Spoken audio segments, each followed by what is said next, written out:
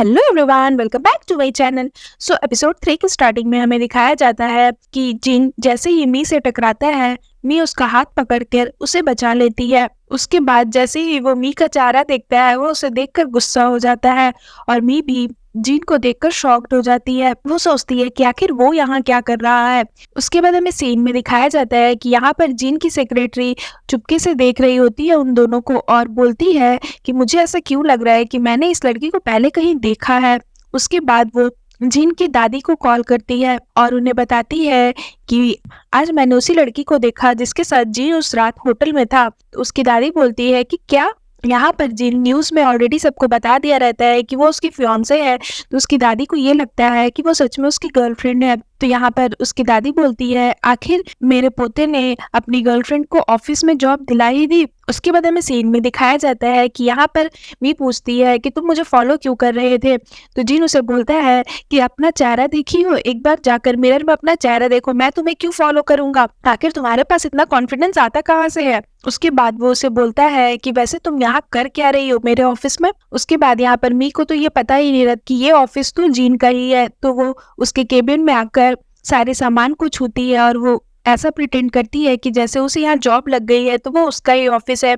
और फिर वो जिन के भी चेयर पर बैठ जाती है। बट वो जैसे ही पीछे मुड़ती है, वो देखती है कि वहां पर जिन की फोटो है, तो वो समझ जाती है कि वो यहाँ का प्रेसिडेंट है।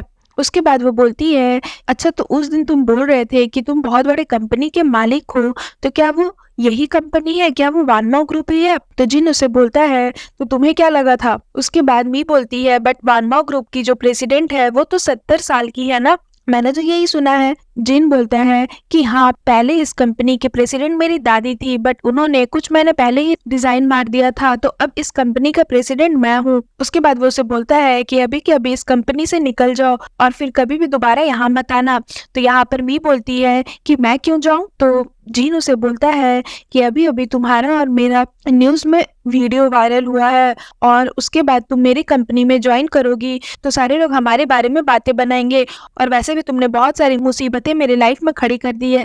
अब तुम इस ऑफिस में जॉब करोगी तो पता नहीं और क्या करोगी। तो यहाँ पर मी बोलती है, मुझे क्या पता था कि तुम मुझे इस ऑफिस में मिल जाओगे, वैसे मुझे थोड़ी ना तुमसे कुछ चाहिए, मैं तो बस यहाँ पर जॉब करने आई हूँ और तुम मुझे जॉब छोड़ने के लिए बोल रहे हो, ये तो इम्पॉसिबल है, मैं नहीं छोड़ूंगी। तो यहाँ पर जिन उसे बोलता है, ठीक है, मेरे पास 1000 रीजन है तुम्हें यहाँ से रिजाइन दिलवाने के लिए, अगर तुम्हें मुझ पर भरोसा नहीं है तो ट्राई करके देख लो। और फिर वो उसे बोलता है कि मेरे केबिन से बाहर जाओ। उसके बाद मी बोलती है, ठीक है, मैं भी देखती हूँ कि तुम मुझे कैसे जॉब से निकलवाते हो। उसके बाद यहाँ पर मी वॉशरूम में आ जाती है और बहुत ज्यादा इरिटेटेड रहती है और बोलती है कि ये लड़का मुझे वापस क्यों मिल गया, एक तो इतनी मुसीबत के बाद मुझे जॉब लगी थी। उसके बाद हमें यह दिखाया जाता है कि जिन की दादी ऑफिस आती है जिन से मिलने के लिए, तभी उसकी दादी को अस्थमा की प्रॉब्लम रहती है, तो उन्हें सांस लेने में तकलीफ होने लगती है और फिर वो जमीन पर गिर जाती है। तभी मी वहां से जा रही होती है तो वो उसकी दादी को देख लेती है। तो वो दौड़ते हुए उनके पास आती है और बोलती है कि आप ठीक हो।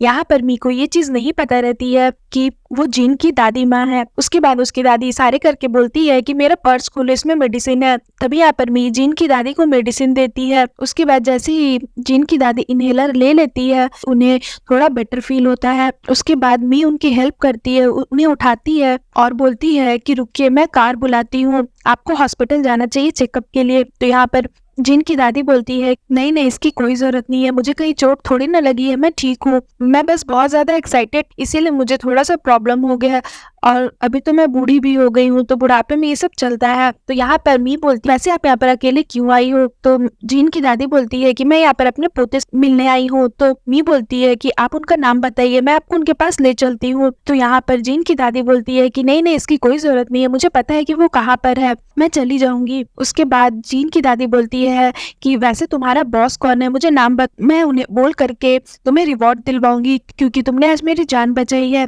तो यहाँ पर मी बोलती है कि नहीं नहीं, उसकी कोई जरूरत नहीं है, वैसे भी मैं जॉब छोड़ने वाली हूँ इसलिए। तो जिन की दादी बोलती है, अच्छा ऐसी बात है, तो ठीक है, तुम मुझे अपना कॉन्टैक्ट नंबर दे दो ताकि मैं फ्यूचर में तुम्हारे लिए कुछ थैंक यू गिफ्ट प्रिपेयर कर सकूं। तो यहाँ पर मी बोलती है कि नहीं, इसकी कोई जरूरत नहीं है, मैं चलती, मुझे बहुत काम आ रही है, बोल के वो चली जाती है। उसके बाद हमें सीन में दिखाया जाता है कि यहाँ पर जीन की दादी उससे मिलने आती है और बोलती है कि तुमने मेरी ग्रैंड डॉटर इन लॉ को इस कंपनी में छुपा कर रखा और तुमने मुझे बताया भी नहीं। तो जीन बोलता है कि दादी आप ये क्या कह रही हो, आपको हमेशा अपने ग्रैंड डॉटर इन लॉ की ही पड़े रहती है, मैंने आपको पहले ही बोला है कि मुझे शादी वगैरह में कोई इंटरेस्ट नहीं है। तो यहाँ पे जीन की दादी बोलती है कि तुमने उसके साथ होटल में सब कुछ कर लिया और तुम बोल रहे हो कि तुम शादी नहीं करोगे, क्या हमारे फैमिली में वन नाइट स्टैंड्स होते हैं, तुम ऐसा कैसे कर सकते हो। तो यहाँ पर जीन जानबूझ के बोलता है कि दादी मेरी इतनी हिम्मत कहाँ आपके सामने कुछ करने की। तो यहाँ पर जीन की दादी बोलती है कहीं ऐसा तो नहीं कि तुम्हें गर्ल्स में इंटरेस्टेड ही ना हो। तो जीन बोलता है कि नहीं, आप ये कैसी बातें कर रही हो, आप कुछ ज्यादा ही सोच रही हो। तो जीन की दादी बोलती है अब तुम्हारी गर्लफ्रेंड है ही तो तुम्हें शादी कर लेनी चाहिए। उसके बाद उसकी दादी बोलती है कि ये मेरा ऑर्डर है और तुम्हें मेरा ऑर्डर मानना पड़ेगा। और जीन अपनी दादी का ऑर्डर कभी भी टालता नहीं है। उसके बाद वो शॉक्ड हो जाता है और बोलता है कि आप शादी की बात कर रहे हैं, हम लोग अभी तक उस स्टेज पर पहुंचे ही नहीं है।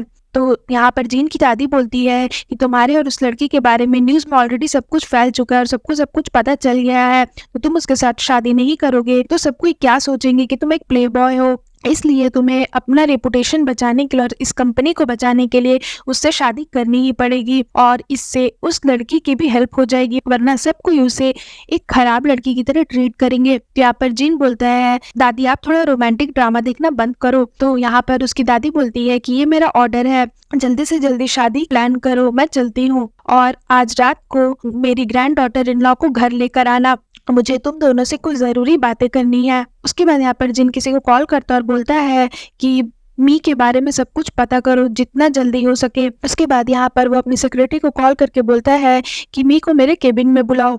उसके बाद तभी मी उसके केबिन में आती है बट वो अपना फेस छुपा कर रखती है। तो जिन बोलता है कि ये सब क्या है।